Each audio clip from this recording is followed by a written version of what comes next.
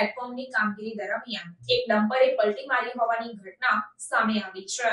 Anand railway ગોદીના પ્લેટફોર્મની ચાલી રહેલી કામગીરી દરમિયાન રેતી ભરેલું એક ડમ્પર પલટી ખાઈને રેલવે ટ્રેક પર પડતા અફરાતફરી મચી ગઈ હતી।